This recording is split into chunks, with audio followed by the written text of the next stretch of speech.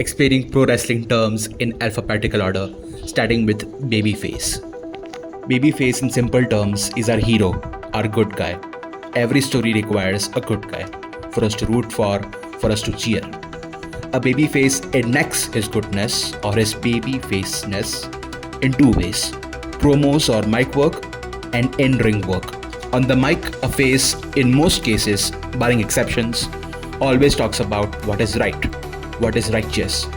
Every effort a face makes is to invoke a positive reaction out of those in the crowd or the ones watching on a screen by either being lovable, inspirational, relatable, or even pitiable. In the ring, a face carries a certain body language and operates with a certain style. First, to begin with, they are mostly clean, by the book, always looking to engage in a competitive battle, never running away from a challenge. This also means the face gets to have the majority of positive offense, majority of high risk, high flying moves just to get the crowd behind him, unless it's his time to counter a ravaging villain looking to dominate. There might be moments where a face struggles, but eventually he fights his way back into the match for the ultimate comeback and to eventually hit the finisher. But there's no one definite way to tell a story, just like there's no definite interpretation to it. This is where the barring exceptions come into play.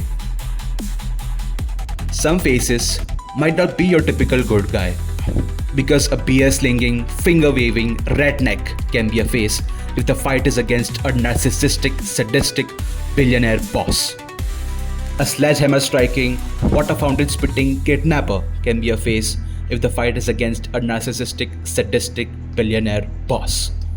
A hair plucking, mask wearing, deranged monster can be a face if the fight is against a narcissistic, sadistic billionaire boss.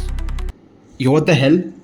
Sometimes a crowd doesn't want a typical sugar-coated, superficial face. Sometimes they want to root for someone who, although imperfect, shows some originality, shows some grit.